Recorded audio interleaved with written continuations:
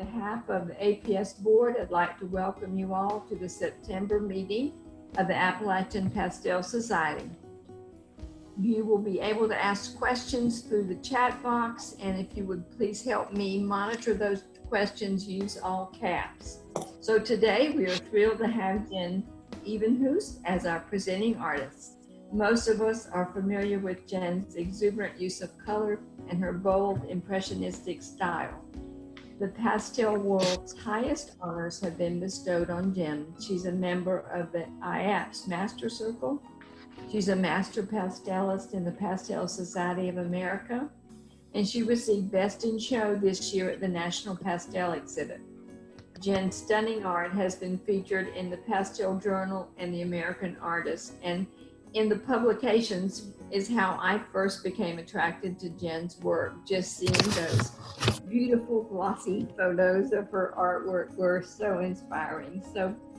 But most importantly for us perhaps is Jen's renowned ability as a skilled, delightful instructor. So Jen, it is my honor and great pleasure to welcome you to the APS meeting, and thank you in advance for the wonderful demonstration this morning. Thank you so much. Thanks, Julie.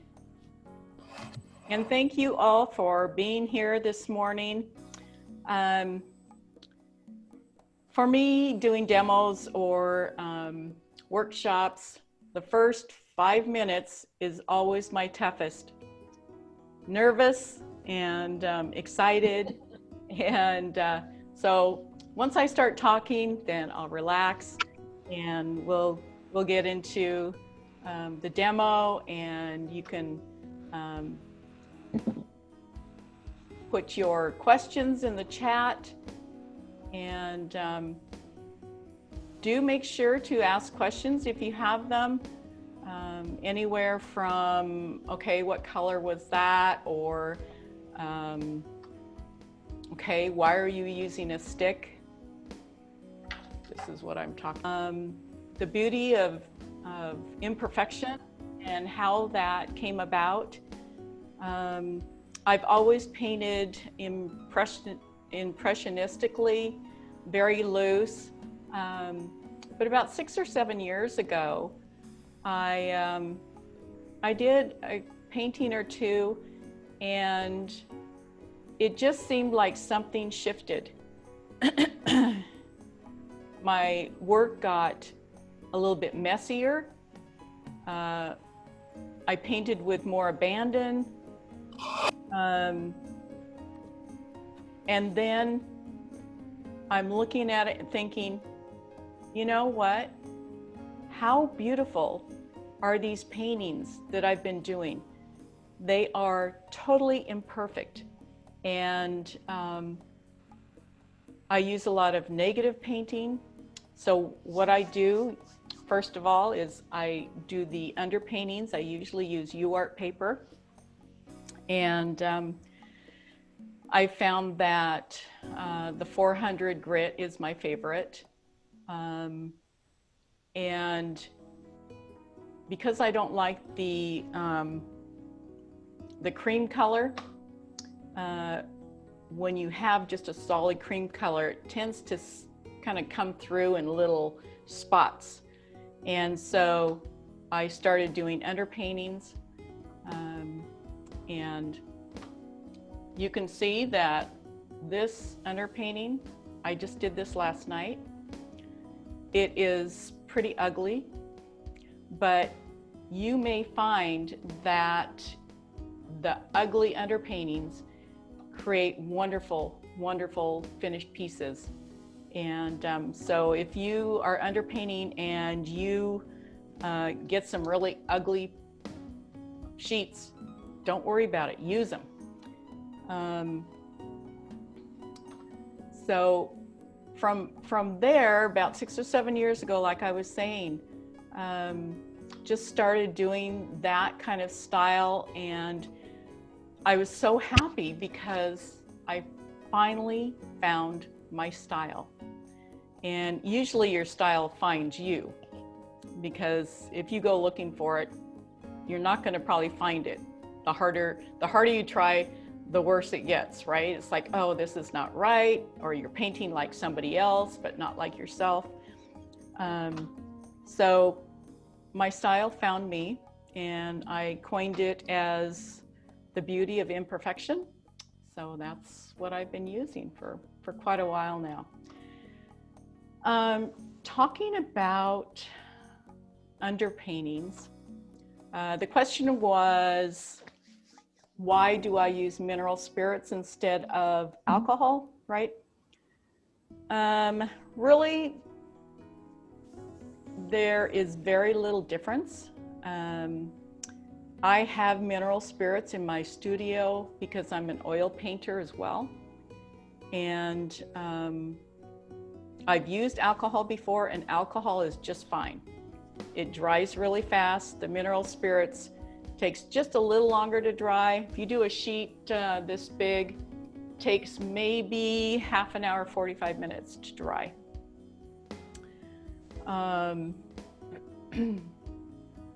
So then, as far as my style goes, and you'll notice when I am starting my demo that it goes through different stages, and it'll go through an ugly stage, and you'll probably think, oh boy, she might have to start that one over, you know. And but the painting will go through different stages and go through the ugly stage until I start reining the chaos in. Okay, so first I'll go in and I will use vine charcoal and block in my shapes, and then I will start with my my dark colors and just gradually work lighter and lighter.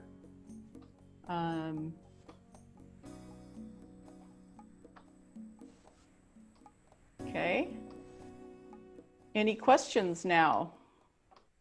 No, we're still clear. Okay. I'm going to make sure my camera is on record. I'm recording on Zoom, but I'm also recording on my camera.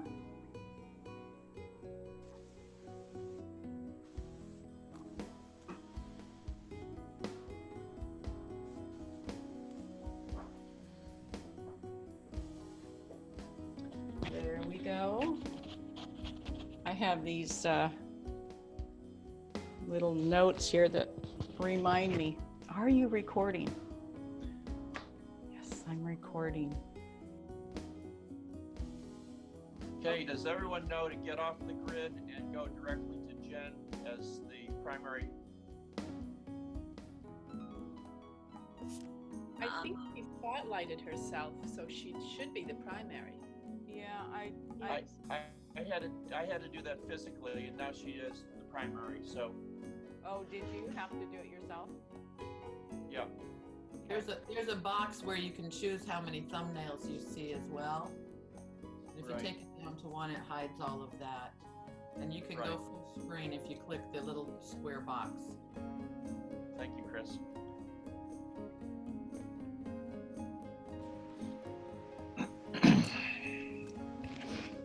Okay, and as I go through the demo, at kind of maybe 3/4 of the way through, you'll see me say, okay, here's my favorite time to get the background in and do the negative painting and all that kind of stuff. So the first part of the demo is kind of the searching and discovery of colors and shapes. I have already chosen my colors, and hopefully I can maybe show you what those are. Okay. Beautiful. Can you briefly tell us what the majority are? Because there's a big range of makers here. Sizes? Big range of what? Makers. I see different companies. Mm-hmm. Mm-hmm. Yes, I use a variety of pastels. My favorite is Terry Ludwig, and then I use Unison. I use Sennelier, some Rembrandt, a little bit harder pastel, and you know, it just depends on what I'm after as far as texture and covering, leaving things, when you work in layers, you want to see some of that underpainting and the other layers show through. So all of that has to do, of course, with the type of pastel and how hard you press. Okay. So we have a variety of pastels that I use. Let's see. So I guess it's been a year now, Terry, hasn't it, since I've been to Maine? Yes. And that was the first workshop that I switched from using color schemes to choose colors to color groups. And you might say, okay, what do you mean by color groups? I love to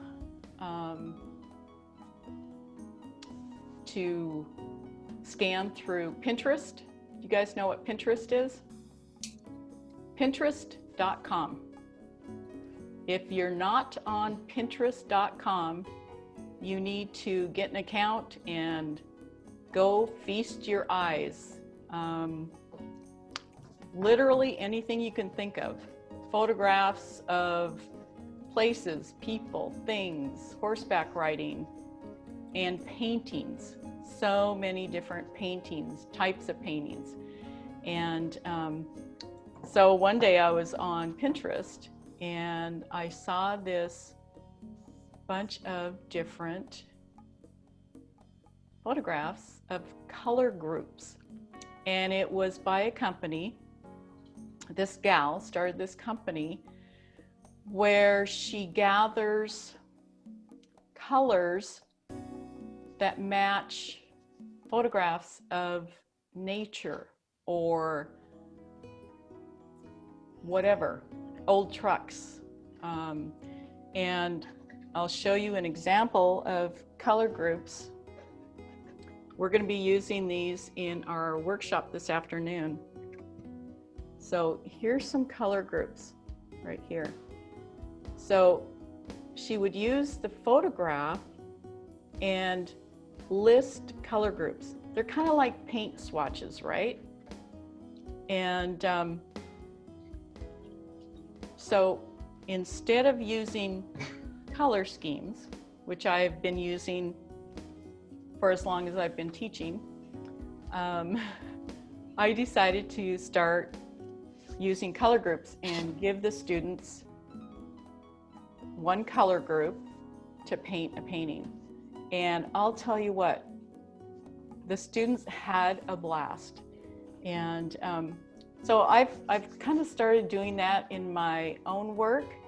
I can't really point to a certain color group for this sunflower. It's more closer to what you see is what you get.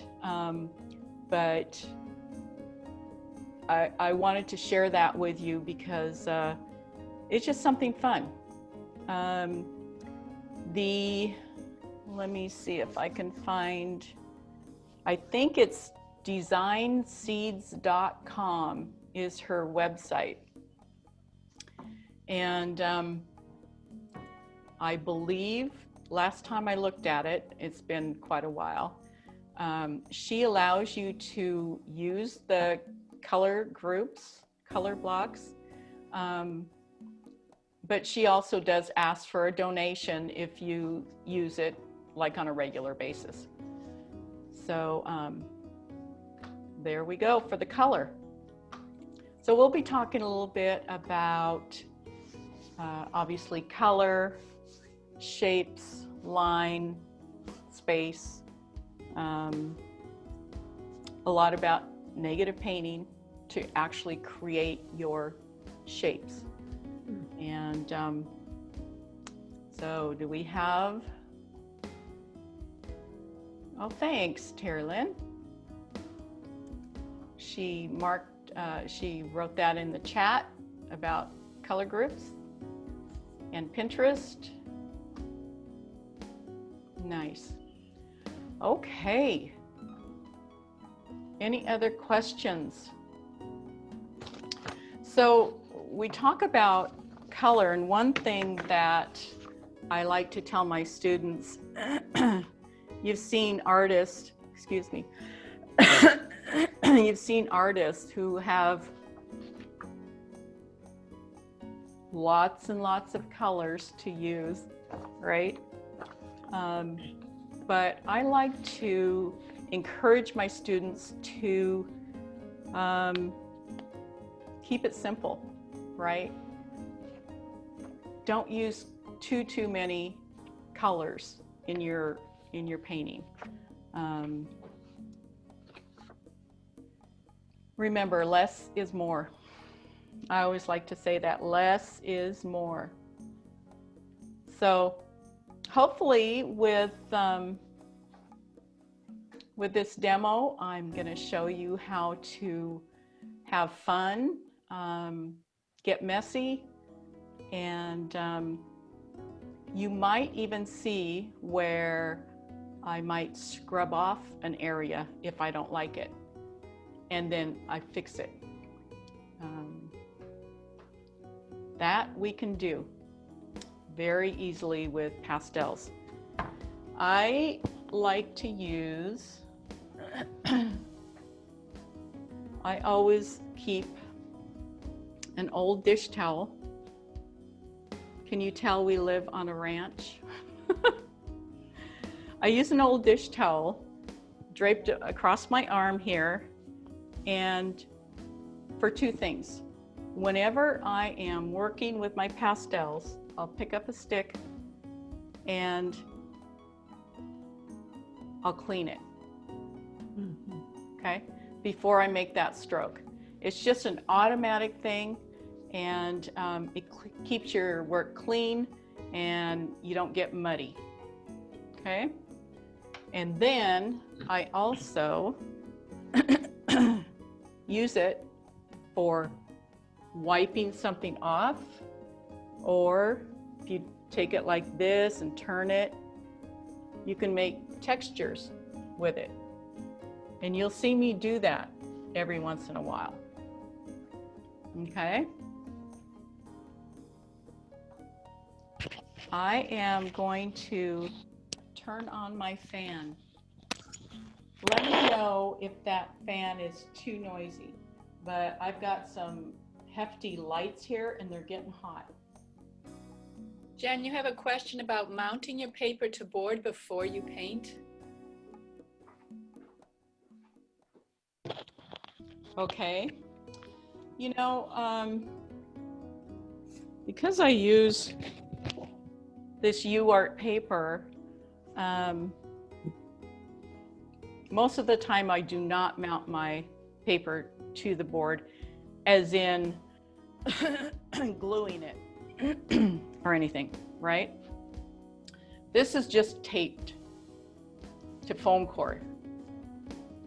And the reason why I don't like to do that, because I've tried it several times. I've purchased the UArt that's already mounted on the board, and the texture is different, or has been. They may have improved it, but I usually do not. It's just taped to the board. Okay. Then do you mount it afterwards, before you frame? it depends on how I frame it. So if I were to frame it with a mat, I would probably just tape it to foam core that is the size of the frame with the mat around it. But more recently, I have not been using mats, and so I frame it just like an oil painting. And so at that point, yes, I will mount that to foam core that's the same size as the painting, and then put the glass right on the top of the painting, put a little strip of tape around. Richard McKinley has been doing this for years, and drop it right into the frame. It makes it really easy.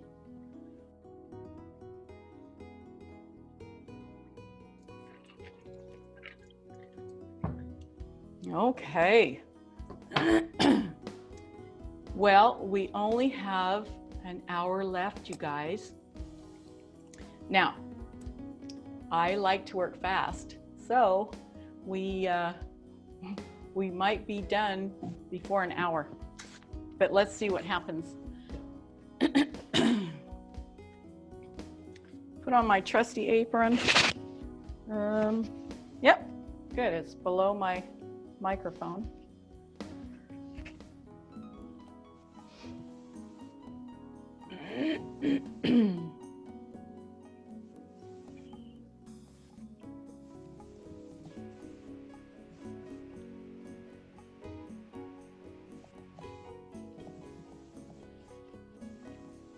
Alrighty.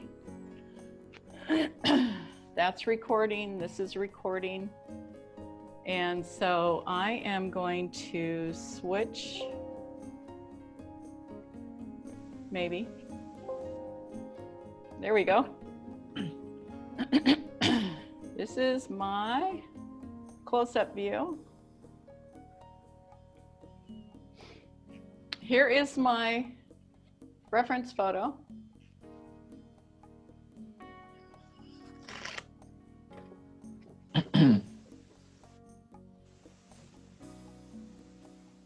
These are actually sunflowers from my daughter's garden.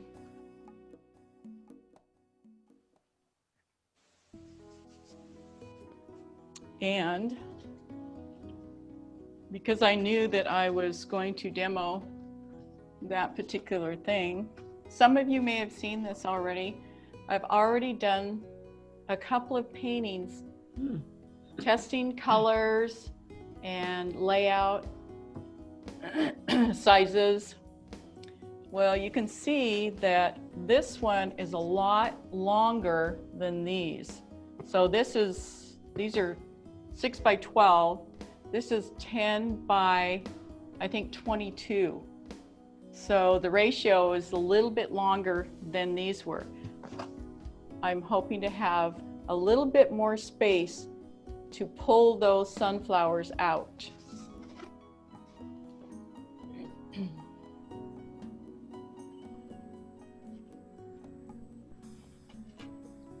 Okay. Do you guys think that is close enough for you? Looks good. I think it looks good. Okay.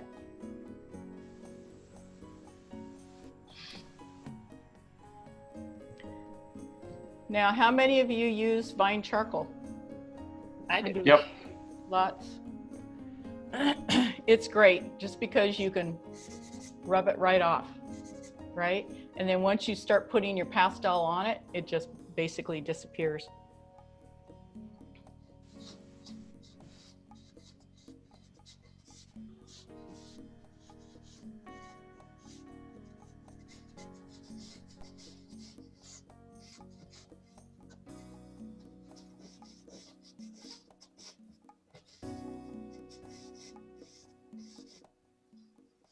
Somebody new. Somebody new.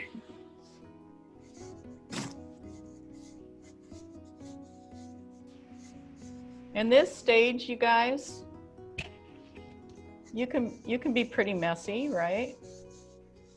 Because if you don't like something, you can just pull it right off.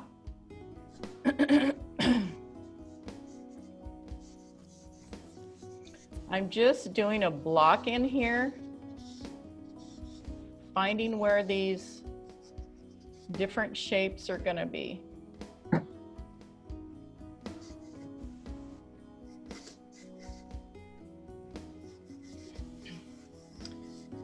And the reason why, one of the reasons why I enjoy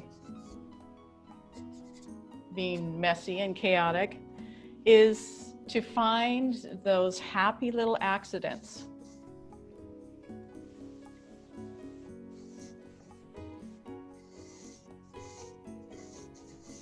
But once those happy little accidents happen, you have to recognize them and not cover them up, right?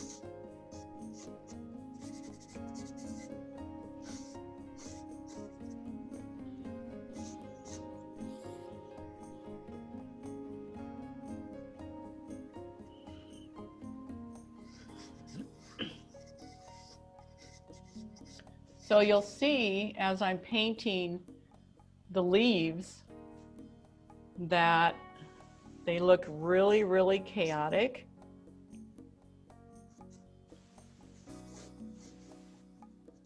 But then once I go in and put the background in,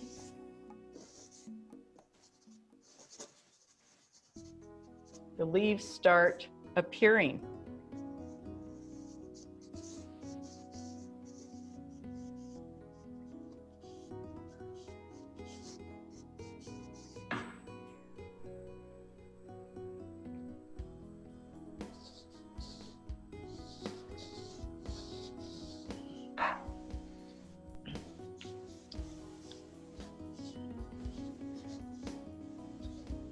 It's always good to vary the size of your flowers that you're painting. You don't want them all the same size.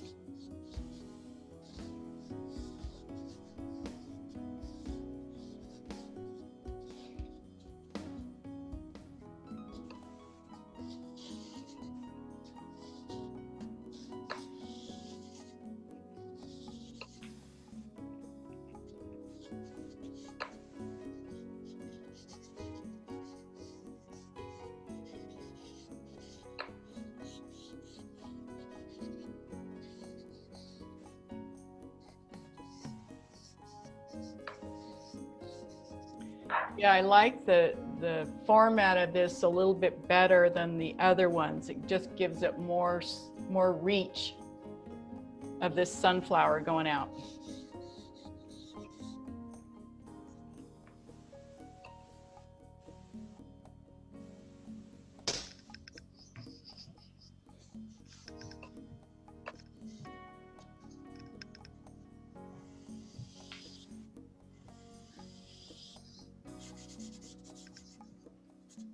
See how I changed the stem there a little bit?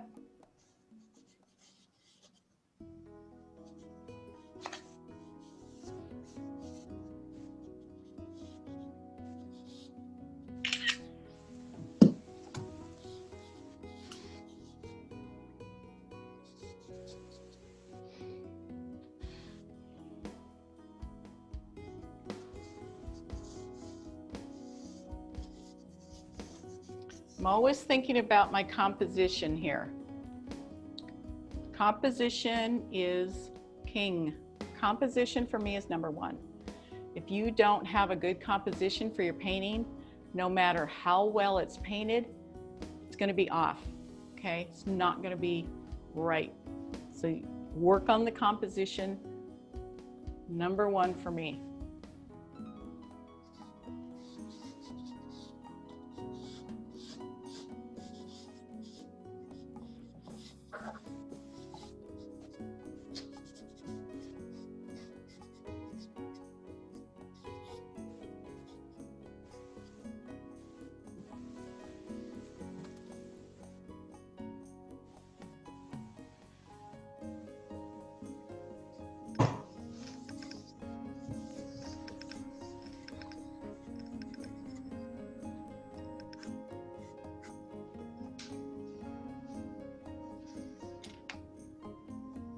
Okay, and then I'll just go in and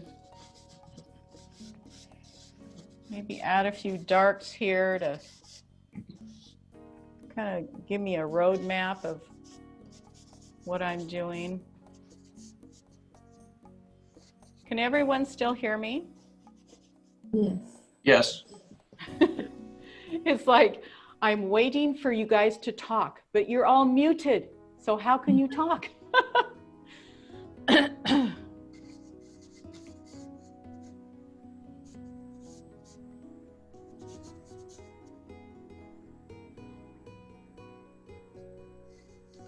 Be careful about where things come together, because this right here now is like an arrow. Your eye is going to go right there, and you kind of have to be careful about that. We'll work on that a little bit. Maybe just kind of break those and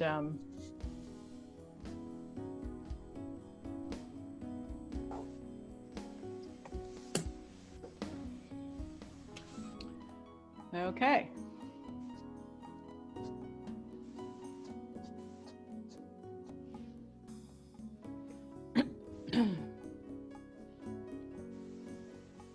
Okay, I usually, almost always, start with my darks. Okay, so I'll probably even start with a little bit of black right now to get those darks in the sunflowers. If I have black, let's take a look. Oh yeah. But it's not a solid black, right? Then we'll add a little, get the Terry Ludwig favorite dark. And a little bit of light over here. And we'll go back over here, put some dark in. And again, it's messy, right? It's messy. You don't want to be too fine with it at this point.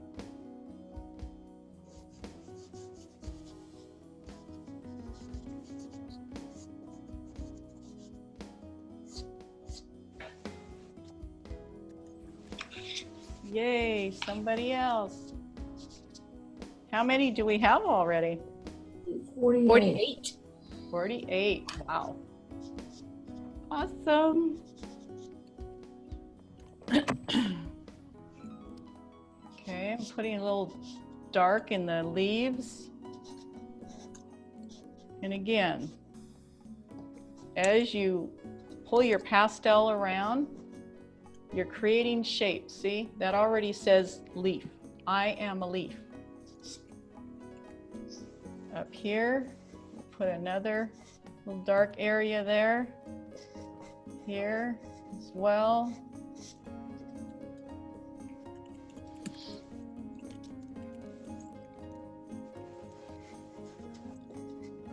So see how random those shapes are? Just so random, but you kind of have to, oh, hello. You have to kind of know what it's going to look like in your head. Kind of have to have a picture painted in your head already. When I do demos during my workshops, the night before, I will already have painted that in my head. And so I know what colors I'm using. I know most of the time what kind of background I'm going to do. And so thinking ahead is really good. So I always like to tell my students, learn how to play chess, right? So how many of you play chess? Thinking ahead. You have to figure out how to think ahead.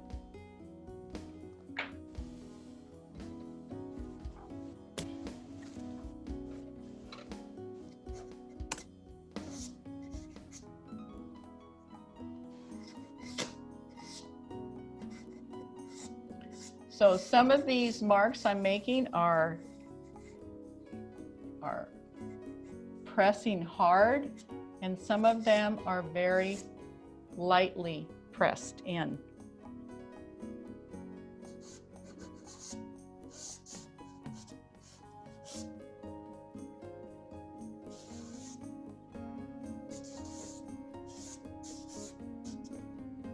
And I don't care if some of these marks hit the wrong place, because that's how you get those happy accidents, okay? I love happy accidents. You just got to figure out how to recognize them and not cover them up. A little bit lighter green here.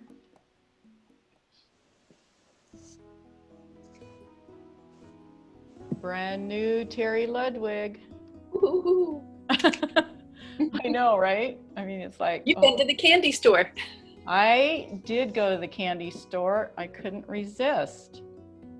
I was out of a couple, well, I was out of his dark. Terry, what's it called?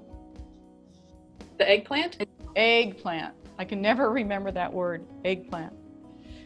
Yeah, so I needed some of that. And so I just, added a few more, as I went along. I made some eggplant the other day. Oh, you Well, made some? An approximation, yes. Yeah, nice.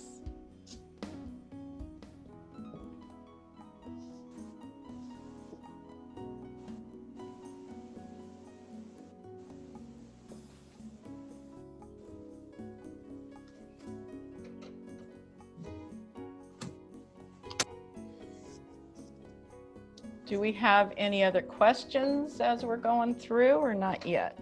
Not yet. It's a comment that your design has a nice golden ratio to it. Yeah. The golden mean. Yep.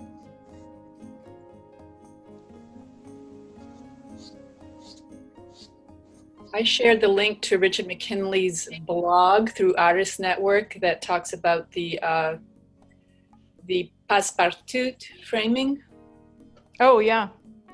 so people can refer to that. Nice. Thank you.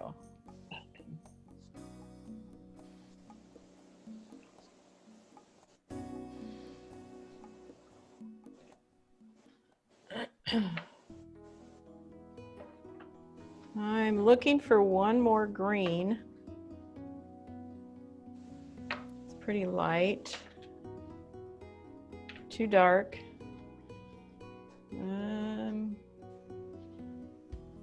Same. So you chose your colors ahead of time and put them in by your easel, but also you find you need others? Sometimes it's like, oh, I need maybe something in between this and that I have. And so I've chosen one that is a neutral, okay? See how, well, you probably can't see how neutral that is? Mm-hmm.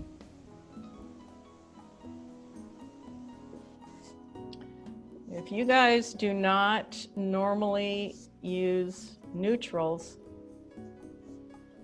begin now. Neutrals make your other colors just pop. I just got a set of the Mont Vision Thunderstorm grays. Oh, nice. Wonderful neutrals. Nice.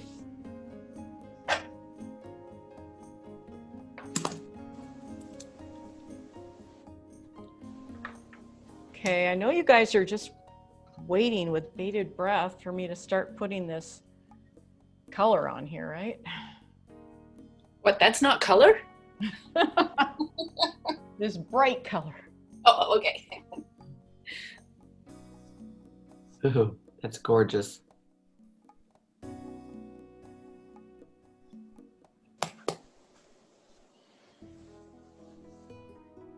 Now, Jen, because colors come through differently through the different cameras and the different screens and stuff, can you kind of approximate, is that a warm red, a cool red, kind of what? I'd say it's a warm red. Yeah, it's, you know, I was hoping it would be more red than what I'm kind of seeing here. And it could just be my lights too. This one's a little bit more bold. I think this one is,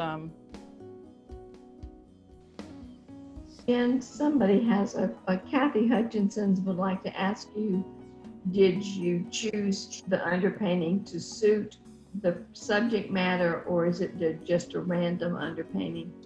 on this particular one, yes, I did create the underpainting specifically for this. But most of the time I don't do that.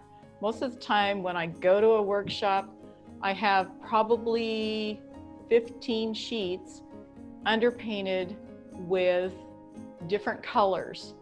And so when I'm doing a particular demo, then I can choose the color that might be complementary to that, right? Okay.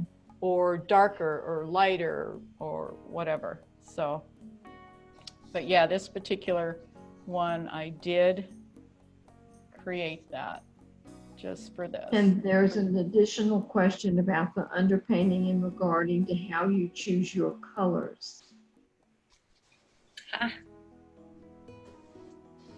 How I choose my colors for the underpainting. For the underpainting, just any random underpainting? Well, I think in relationship to the photograph. This particular reference, I believe, is what she's asking. Oh, okay. About. Yeah, this underpainting, I wanted to keep it warm because I knew I was gonna have quite a bit of green in there, but I'm also going to use, so it's kind of pinkish, neutral, some open spaces, because I know at the end, I'm gonna be going in with my background with that. Wow. See? Wow. Yeah. Yep. Thank you. Yes.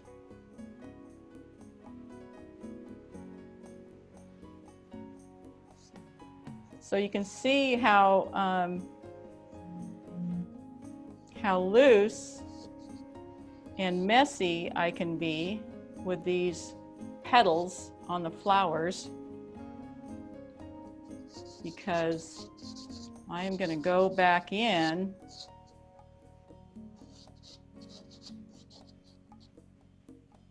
and shape those with the negative painting.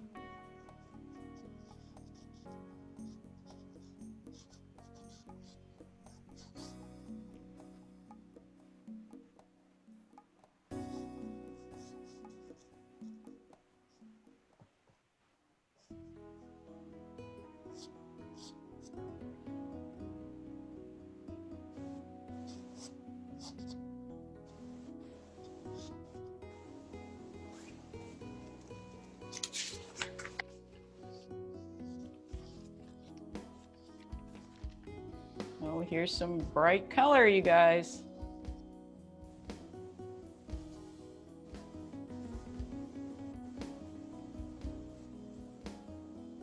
And it may look just random where I'm putting these, but there is a plan.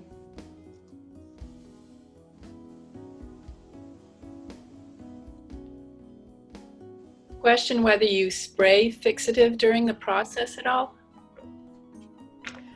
I usually don't. I won't say never. The only time I might do that is if I have to scrub off a good amount of the painting and start over. And then I might spray a little bit of it if I think I've lost some of the tooth. But with this UART paper, it can take a lot of scrubbing. So usually not, I don't.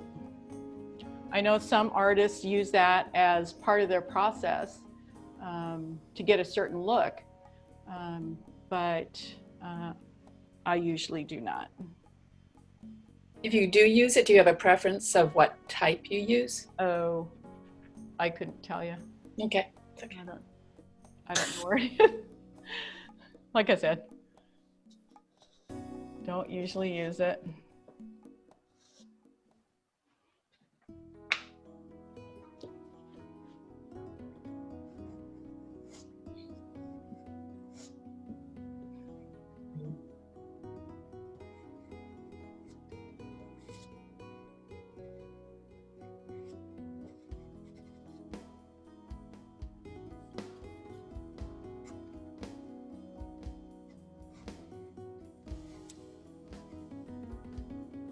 Is it harder to do this when we're so quiet? Kind of. Well, and the strange thing is that I don't have a sense of how many people are here, because I only see 4 or 5 of you guys. Right. Right? So it's like, it's hard for me to kind of get that around my brain that there's 45 or 50 of you sitting there watching me paint. But it's cool. Thank you all for showing up. When you're doing this, are you in teacher mode or are you in your studio mode, basically you and your paper? Is there a difference? Yeah, there is a difference, because as I'm painting, I'm always trying to think of what to say and what to tell you of my thought process. When I'm painting by myself in my studio, I usually turn on some music and just go for it. It's more of an intuition thing, where I don't really have to think about it too much. I just do it, right? But now I'm thinking about, okay, if I put this here, what do I tell them that I'm doing? And how can I show them a little bit more? So I've got this, if you see the reference, this side of the sunflower here is all in shade. It's darker, but it's got little bits of highlights and stuff. And so that's what I'm doing right now, is I'm just kind of adding those highlights. So asked, she says, you look like you're applying more pressure on those lighter pastels and the midtones. Yeah. Are they harder pastels? Well, because this particular pastel that I picked up is harder. It must be a Rembrandt or something. Yeah. I don't know. Which is fine to use at this stage. In the later stages, I will usually use mostly soft pastels. Shouldn't say soft, softer, like Ludwig or Unison. Now, this is going to be your center of attention, right? And you're going to use these colors, but I want to bring these colors over into this area as well, so that your eye is probably going to be coming up here, coming around here, going over here, and here, here, here. Okay, you always got to think about where your eye is going, and you can do that with lines. You make movement with your lines. You make movement with placing your color in different areas. I've never ever painted where you start at the top and work down. people that do more photorealistic work can do that. But this type of work, you need to put little dots of color everywhere.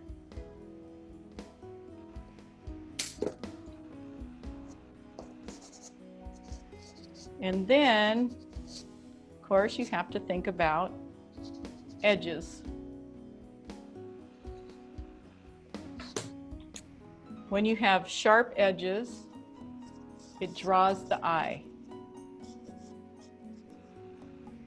When you soften those edges,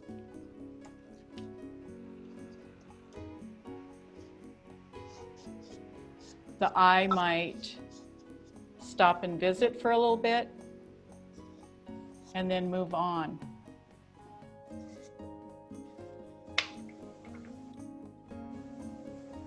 Same with contrast. Like if you use a dark color here and a really light color here, you've got that contrast, and so that will draw your eye. So use that in your center of attention. Use high contrast colors, values, brilliant pastel sticks to draw the eye.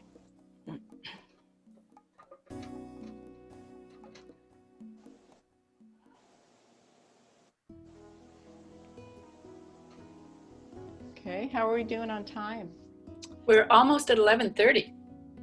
Oh my goodness. I know. Faster. I know, right? Oh, we'll get done.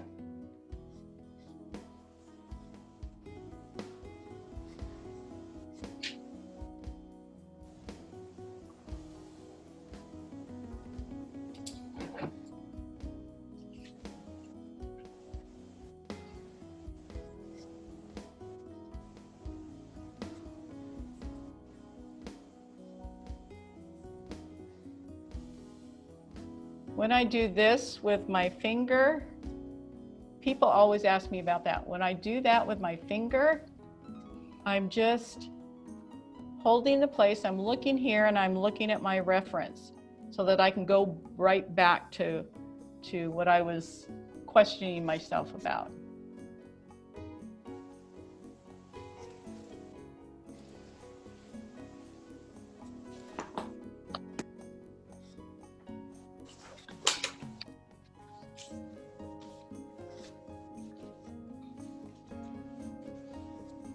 Jen, do you use some sort of skin protectant on your hands? Well, in a perfect world, I would. I have some, but literally I never wear it. I forget to. And I can't wear gloves, they bug me. A lot of pastel artists wear gloves, but I just try to wash my hands often.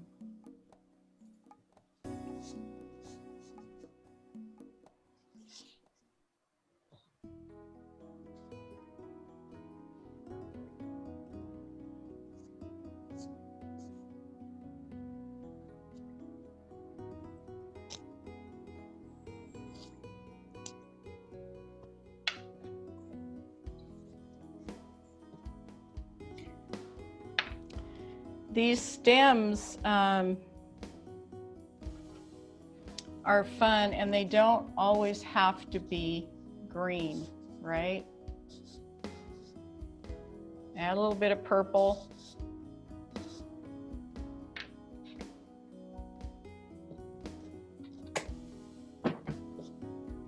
I use the side of my pastel a lot and try not to get too nitpicky about little details.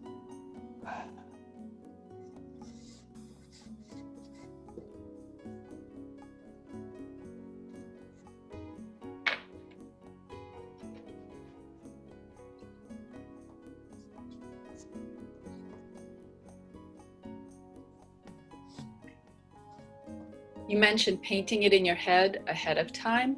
Uh-huh. As you're moving along here, are you foreseeing and making choices because of the blue you're going to put in for the negative space sky? Yes, yes. Like that purple right here, I'm thinking, okay, is that purple going to sit good enough once that turquoise blue is in there? And so down here, I chose a little bit darker purple down here. Okay, and that purple is wonderful, especially in the leaves. I always like to add a little purple in the leaves.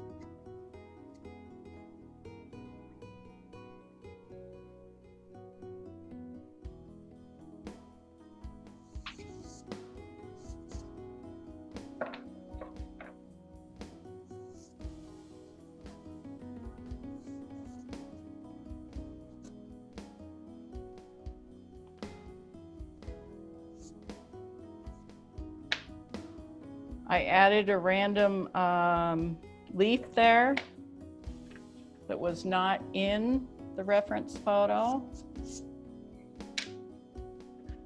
You can always add things, you can take them away. You're always thinking about your composition, okay?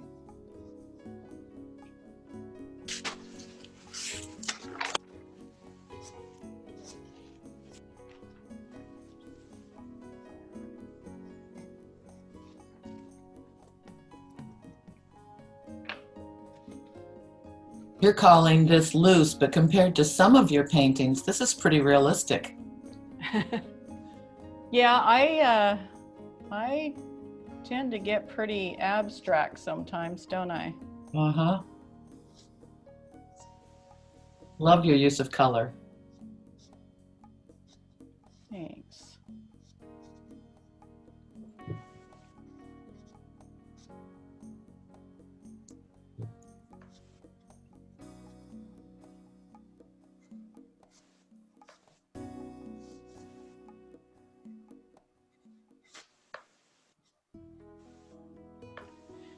And I always like to tell my students to stand back.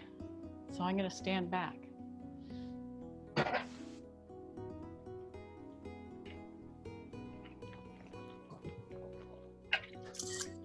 Remember, anyone, if you have some questions, go ahead and type them in the chat box.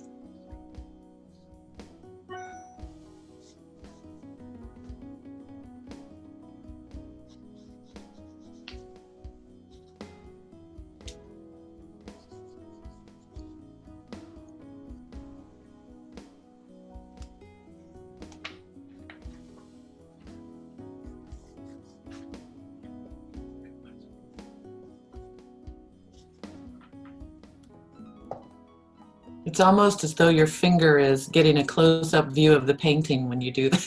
Yeah. Like, look here.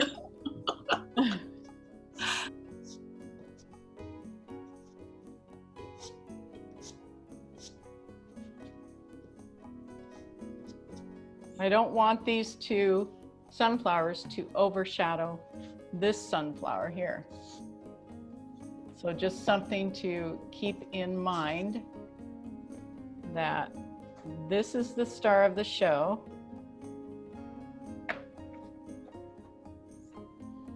Meryl says she sees a lot of feeling and emotion are flowing now. Yay.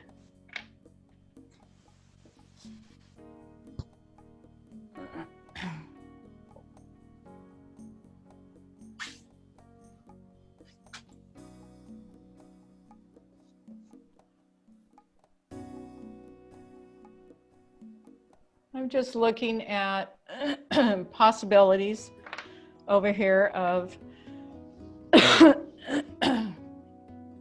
what's going to happen when I go in with that background.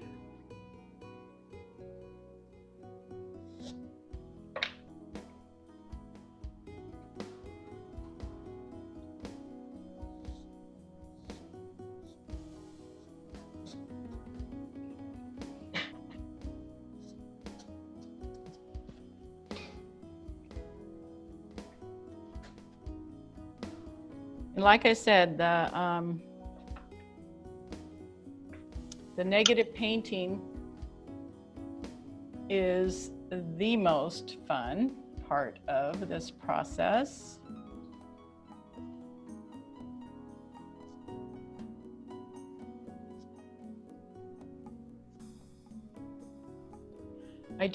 I'm trying to, this right here is still a little bit round for me. I want to make it less round, so it's not like a bullseye. Something to think about.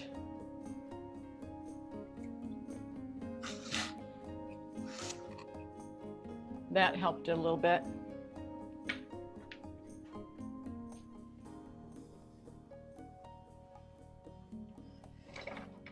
Remember, you can use a brush. I haven't used my stick yet, you guys. Oh no, the stick. My stick. This is a good place to use my stick. And basically it's just a mark making tool, right? Just to make marks and give it texture, interest, make a little more chaos. I think you guys can see the marks that it makes as I'm doing that.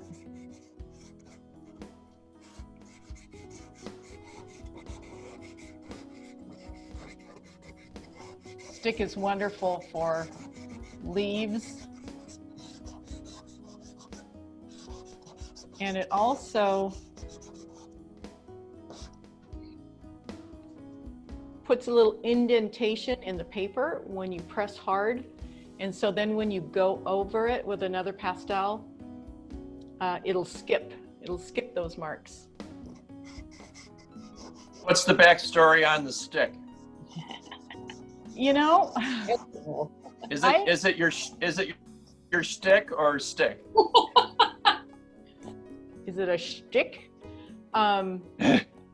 You know, just looking for different mark making tools. You can use palette knife, rub it in, make marks. You can use all kinds of different things. Holy cow, I love that. See? Look at that. Isn't that fun? Doesn't show too much on our screen, but yeah, you can't see it. Let me see if A little bit. You can see it a little bit. yeah. oh, well, so much for taking off my mic. I've got it. But yeah, you'll see it when I get you guys close up. So yeah, I love that. It's just anything that you can make different marks with. And I think it was at some workshop that I just walked out and grabbed a stick and started using them. And so it's only limited to your imagination of what to use for mark making. Push pins are great for flower petals too. Just to give a little, you know, that little stripe that you sometimes find in the petals. Right, okay. 11:40, Jen, almost. Yeah. Okay, I am going in with some highlights on these leaves.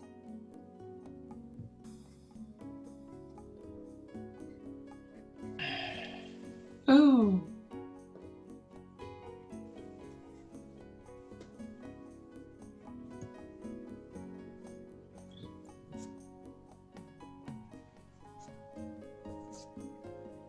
Just random highlights, right?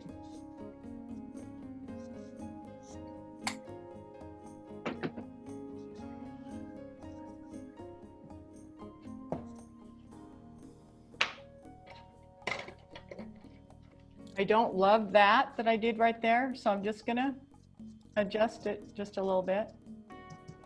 Okay, trusty brush. just a bristle brush.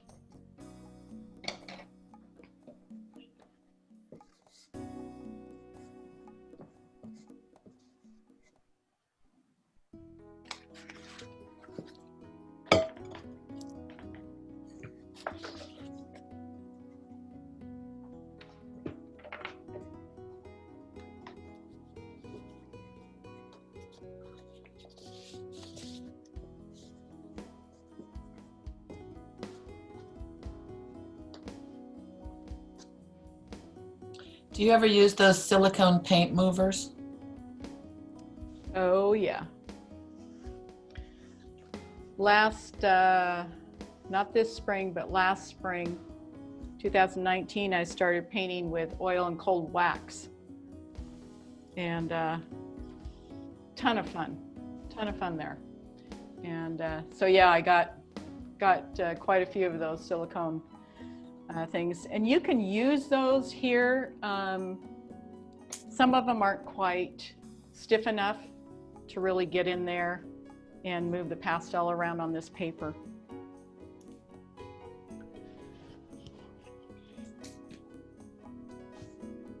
Time to think for a minute.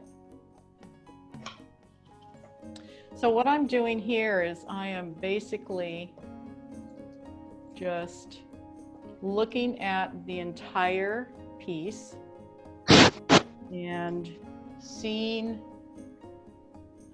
if there is anything else I need to do before I go in with a negative painting.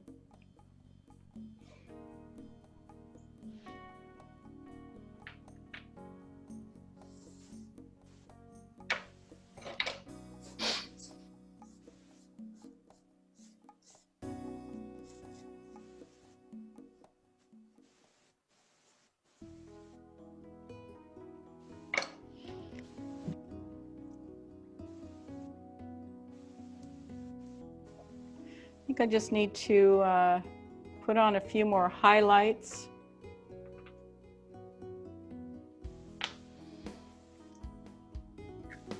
On this sunflower. Cleaning my pastel.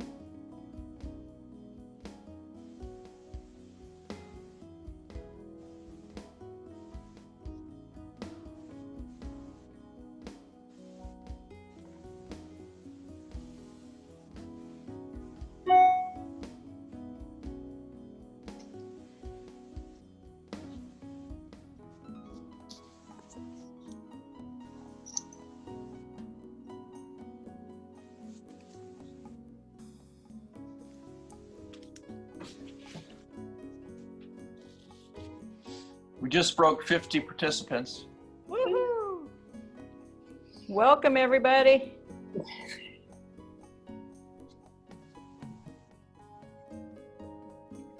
And this is being recorded, so we'll have access to this for the people who came in late. If the creek don't rise. Thank you. Yeah, we're recording it, and so hopefully everything will be perfectly recorded. And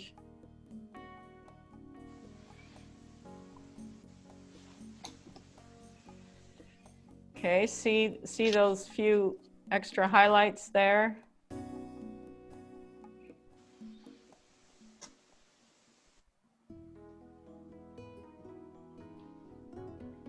It's fun to add just kind of some random marks, knowing that this is going to be mostly covered up.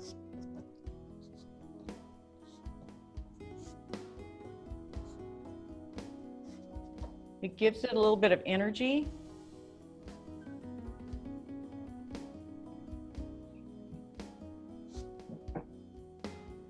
Ooh, like that.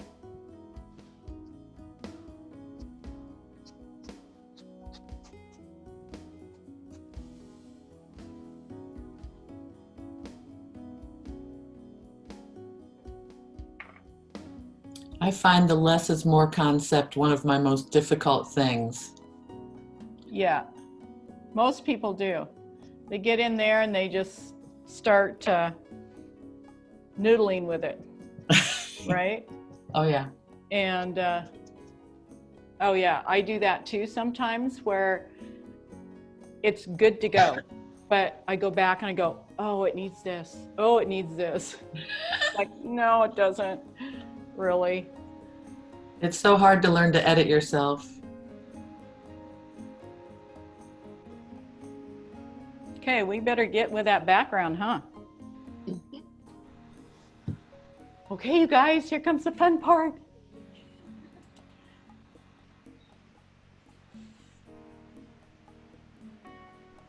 Turquoise.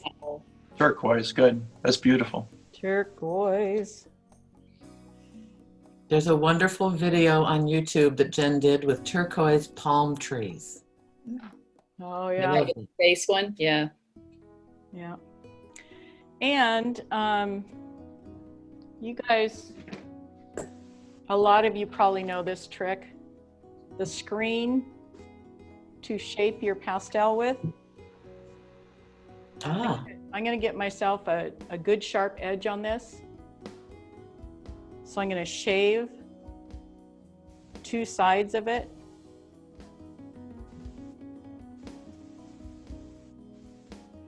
So I'm shaving it like that.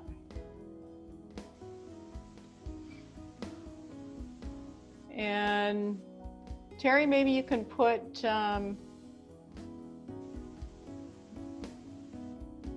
somebody's watching the Tour de France final. Yeah. Cool. Susan would like to see the screen again when you're done. Just yeah. Get that at a hardware store. Yeah, it's sheetrock, sandpaper. mm-hmm. So now I have a nice sharp edge. Can you see that? Oh, beautiful.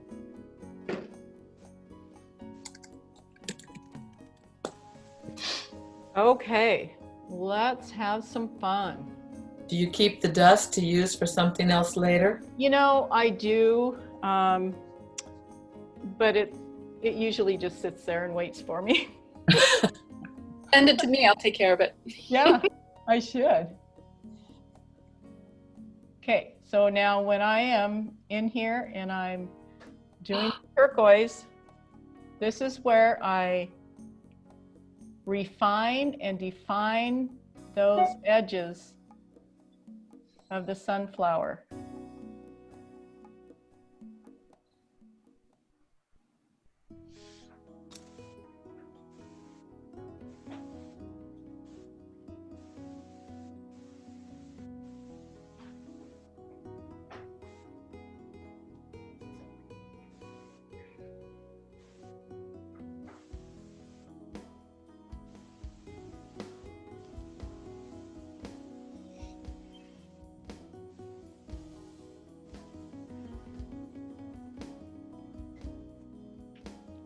And the turquoise just bounces right off of that orange. It's wonderful. And now these leaves, I'm going to shape the leaves.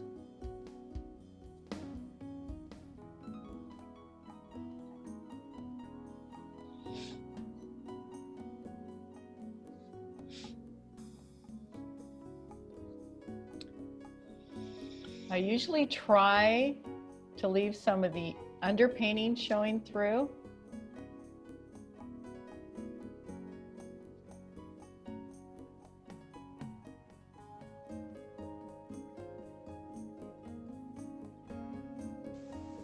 See how that sunflower now is coming out? Wow.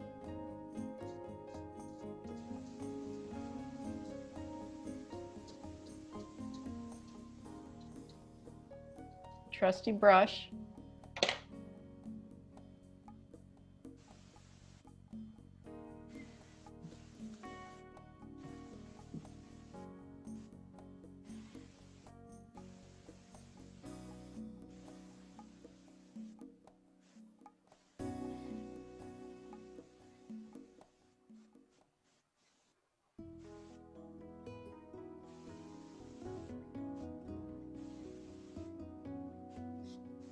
While you're painting your background, you can just lightly put it on so that some of that background comes popping through.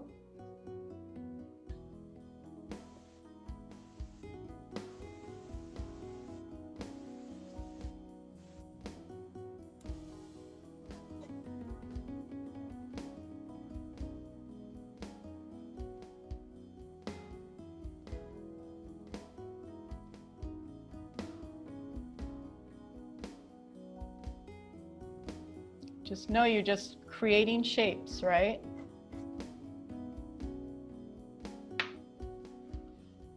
That's what Monet said. It's all just shape and color. Shape and color.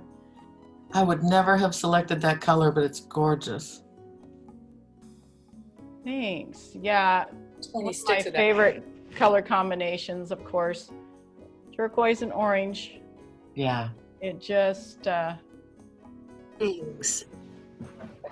yeah, it pops. And then as you can see, I am varying my stroke, leaving some of these stems here.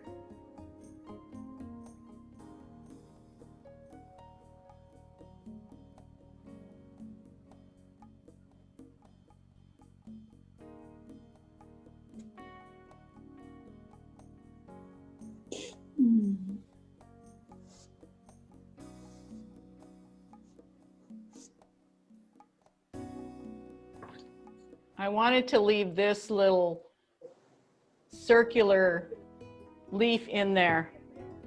One of my favorite places in this whole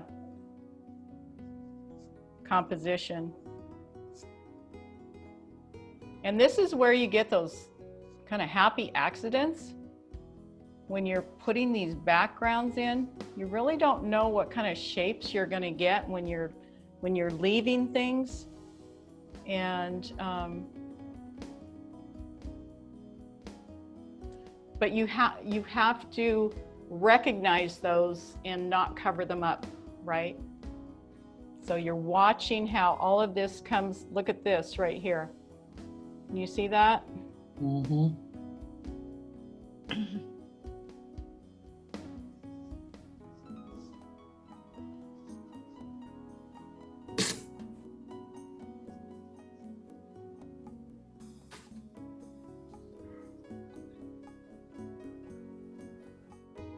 Are those inspirational quotes above your painting on the easel? Yes, they are. Thank you for asking about those. I was gonna read those because they're fun. This one right here says, "Fire with impunity the constipating sin of perfection." Don't you love it? What is that from? That is out of the Painter's Key.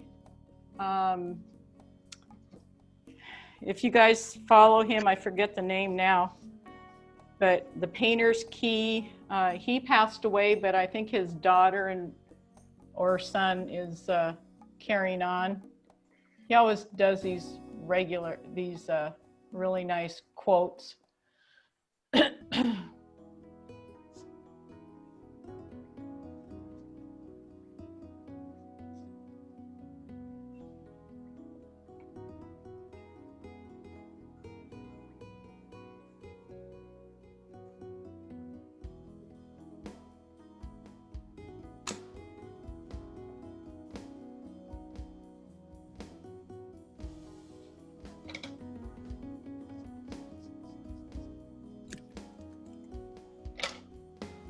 See, you can fix things, you guys, right? You need to.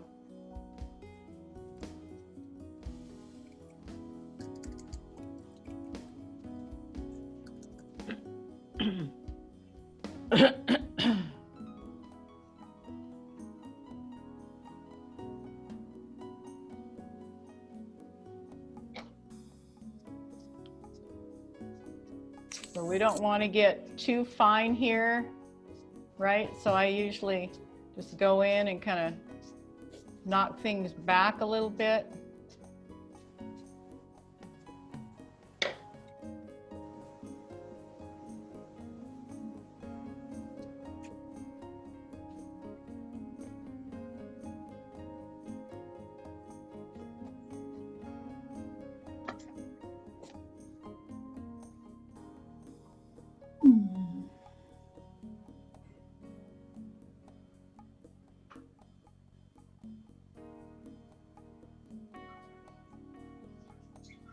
And as you're dragging your pastel over, kind of skip. Go press it and then skip and press it and skip, right? Leave some of that underpainting showing through. That's why you put it there, is to show through.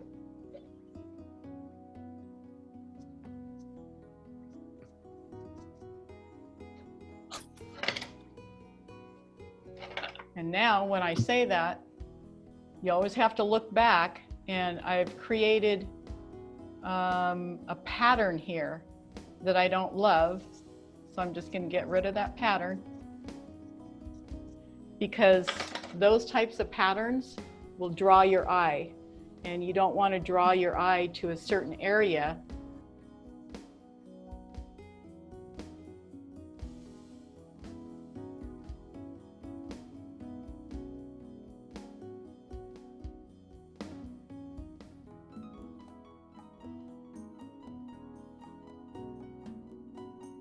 Okay. It is 11:59. All right. Oh, I do well with 10 minutes left, right? Oh, you said 59? 15. Come on, give me another 10 minutes. I'd be happy to. All in favor? All in favor, Aye. aye. You got it.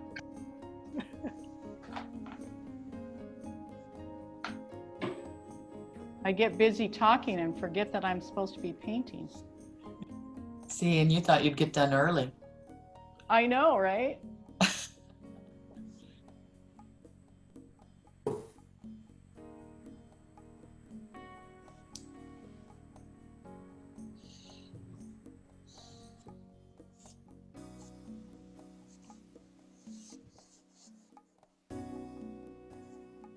Okay, here we go, this one.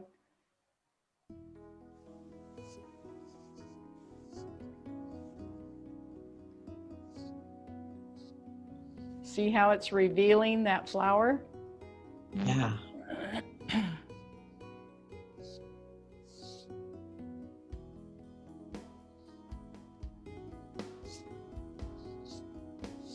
Now, see, I would have wanted to put a really dark shadow on that flower, and then it would have kind of disappeared. Mm.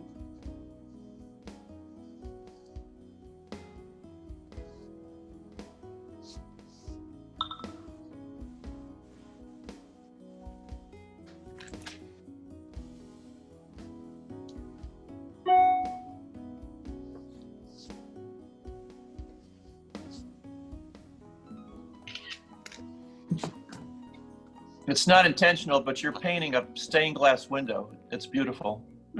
Yes. Thank you. Where's the party, Will? I know. She's bringing the party.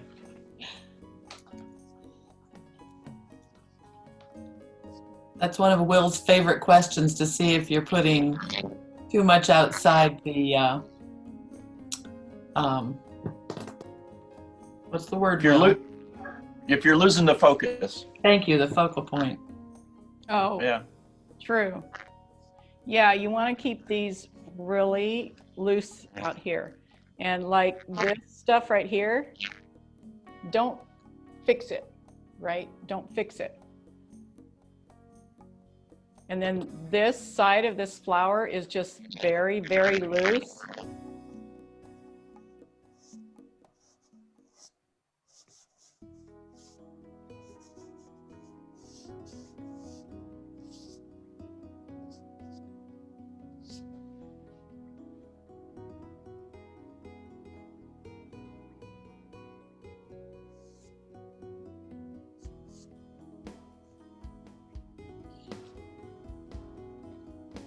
I have to share with you a little comment that I got from my husband this morning when I explained to him that this is going to be a quiet zone this morning, right? Until like 2:30 this afternoon. And I said, no lawn mowing, no running your mule. We live in a mini ranch, right? No weed eating, no TV because I want to make sure all of the Wi-Fi goes here, and no computers. And he goes, what am I gonna do? I said, read a book. Okay. Go for a walk? Go for a walk. Watch the horses. You gotta love it.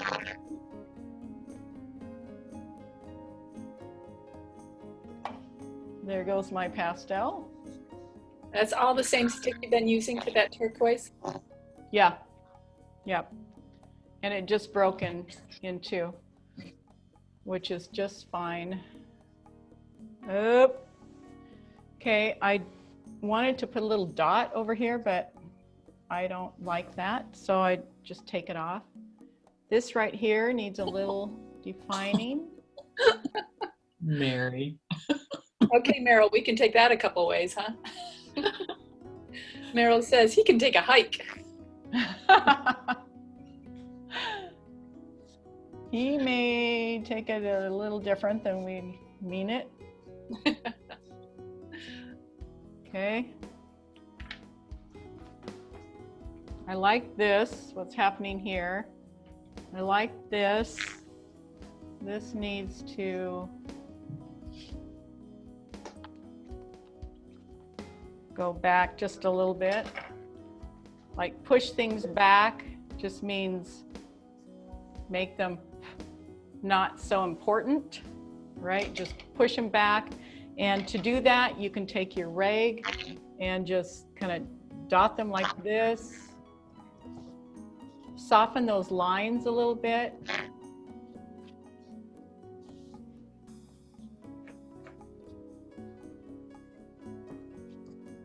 Add some random lines that might have gotten covered up.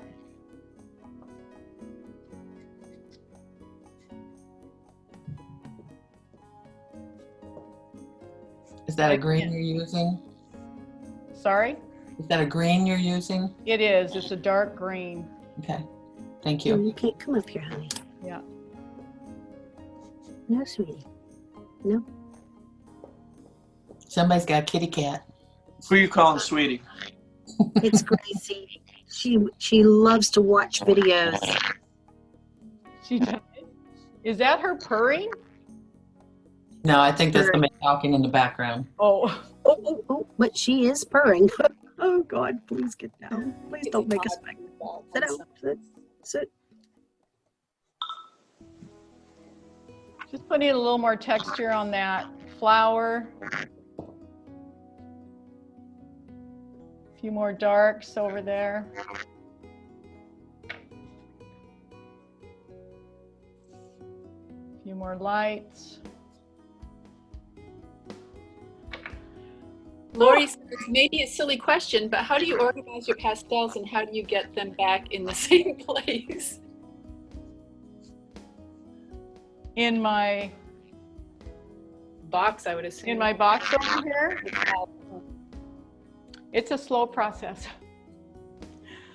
Yeah, very slow. Let me see, as I'm working, I've got the box I started with, but a lot of them now are sitting up here.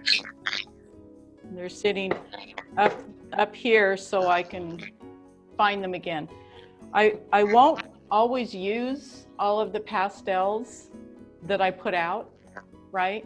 And I may grab some other ones.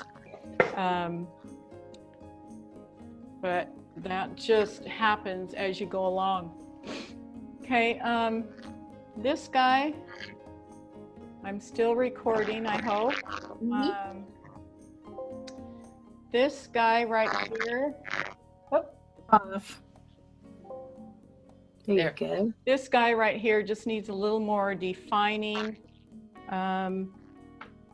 with that.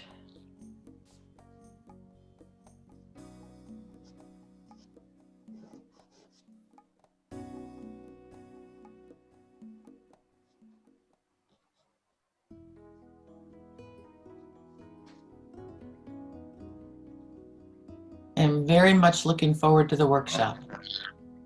Good. I am too. I don't love that shape right there.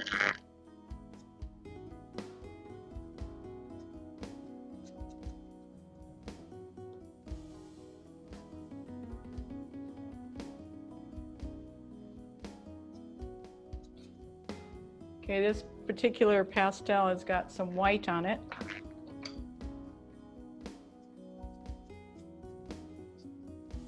So just gonna knock that back. This needs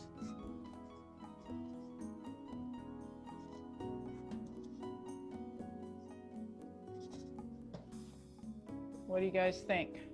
And that's the eggplant again, isn't it? Yep. Love that color. Wonderful. Yeah, that really made that flower a step forward. Yeah.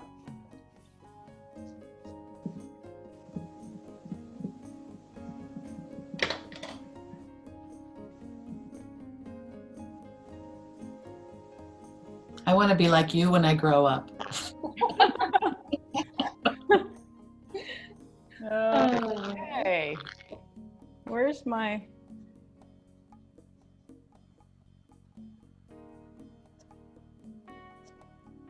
Barbara wants to know if you ever use pastel pencils.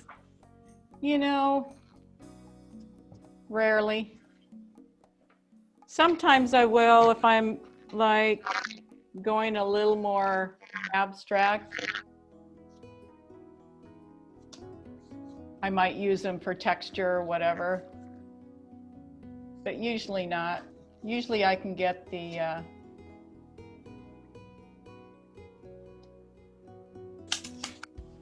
feeling and the shapes and whatnot with just using either a hard pastel or whatever.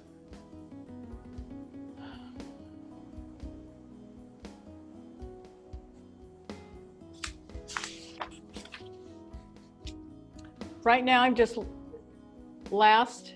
looking at a few of the lines and the shapes and whether or not I want to change them. And this one I'm just going to change it just a little bit. See right there? And this one right here, I'm just going to go like this. Change the shape of that leaf a little bit.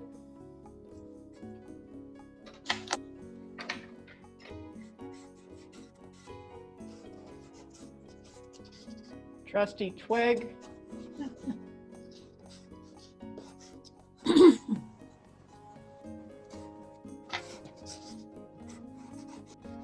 Chief Joe will now have a trusty twig line, I think. That's a great idea. I love that idea. Okay. Start selling sticks. Go out, pick up sticks. Yeah. That is funny. Got plenty of them. The Evenhus line of sticks. Yeah, Needs. There you go. I'll go for that. How much would it charge Okay. you? $2? Guys, tell me to stop. What tells you to stop other than the clock? I mean, what, like you were saying before, at what point do you just say done? Yeah. Basically when it said what I want it to say, and if I have a dynamic painting,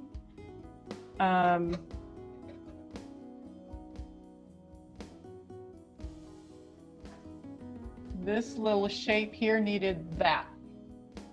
Yeah. Do you see that? Yep. Just some little tweaks. But I think it's good to go right now. Do you give it time and then come back in an hour or the next day and evaluate?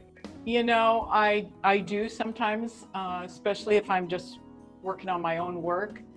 I will go have lunch or come back the next morning and see if something really sticks out at me, glaring, right? And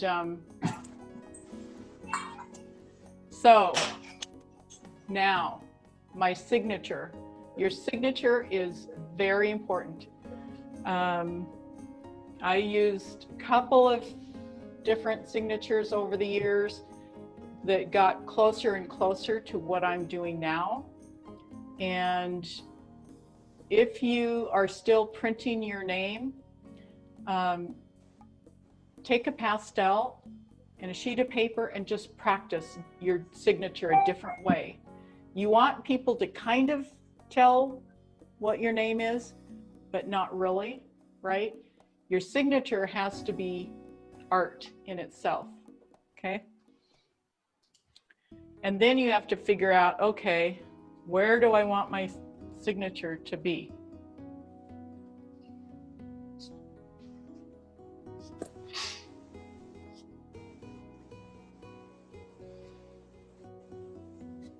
I'm just softening a couple of edges. So on this one, the signature is going to be down here. And whether or not I start it here or start it here, I'll probably start it here. You want to put your signature somewhere within the design, okay? Within the design. And I might use a Purple. Well, I picked up a purple, but it doesn't stand out enough against the turquoise.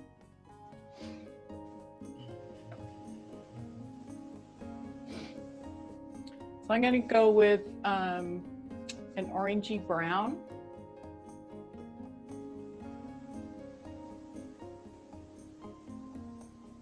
Mm-hmm.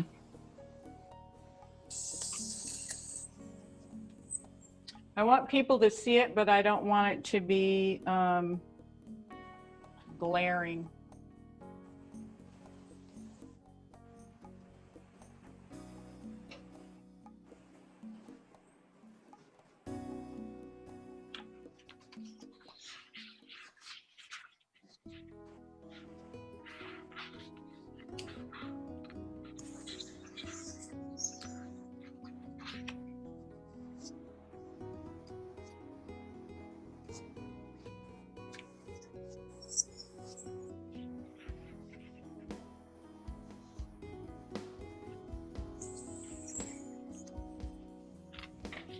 There, that's just the right color. It's not too bright. It's not too bold, dark. Let me, I want you guys to see this close up and see if I can get a little bit better color on there. I'm going to take my microphone off for a minute.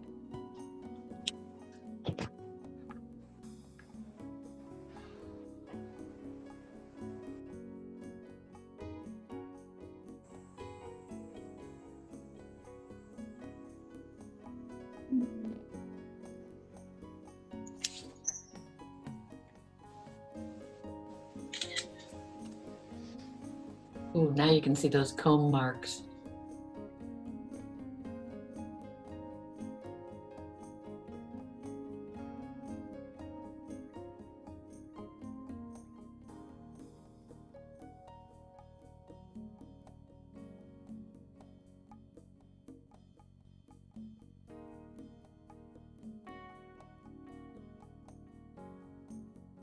You see that?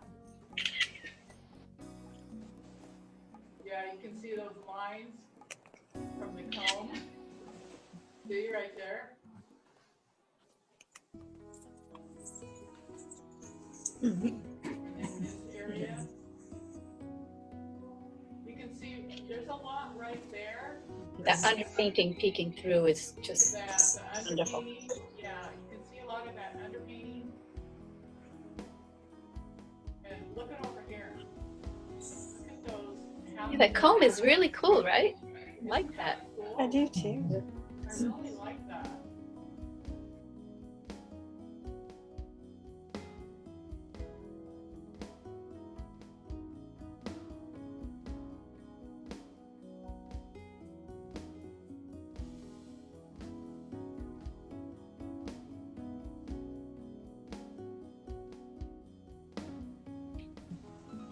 What camera are you using for this part?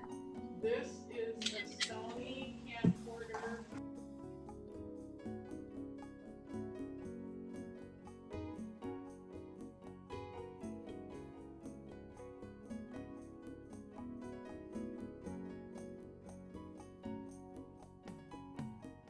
I just learned that in my video class this morning. Yeah, no, this camera that I'm using is an actual camcorder. It's a video camera. Oh, it's the camcorder.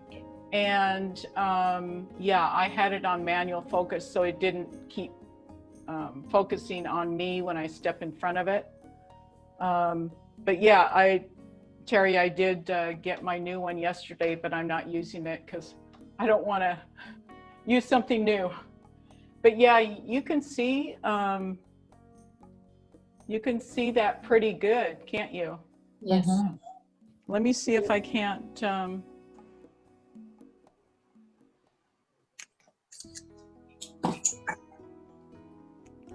It's just stunning. There you go. Beautiful. Yeah, love it. Love it, love it. But you can see how it's just those random That's my leaf. I love that leaf. strokes. And then you go in and put the negative painting in and create those. See that one right there? Yep.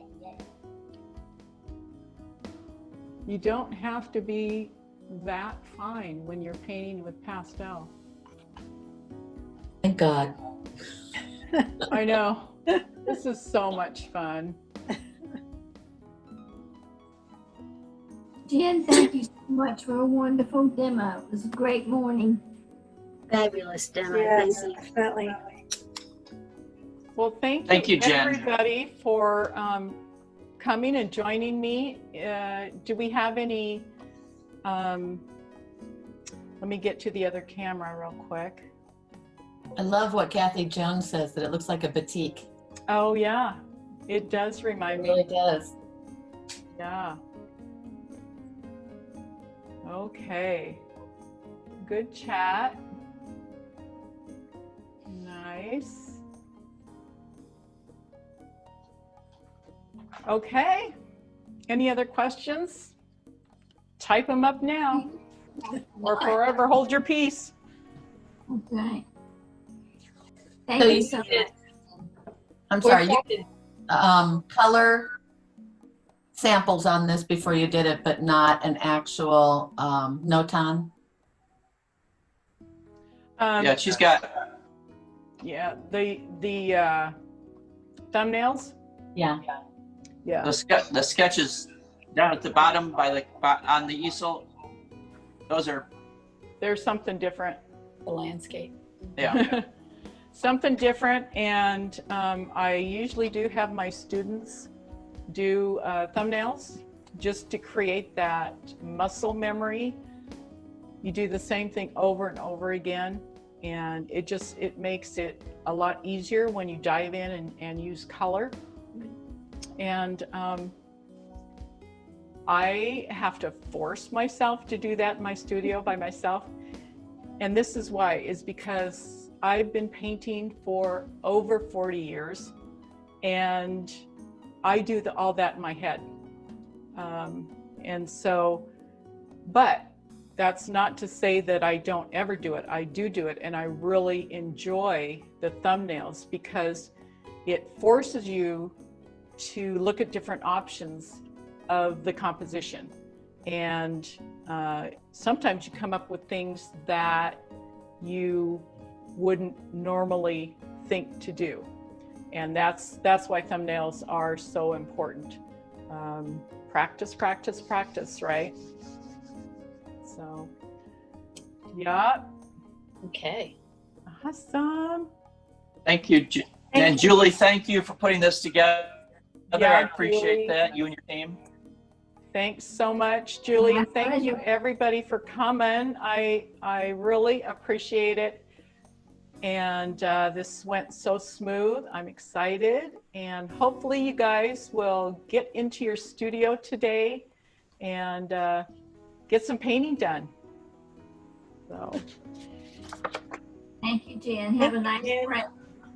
Okay, Julie, we'll see you in about An hour. about an hour. All right, stay safe. Yeah, Thank we you. will.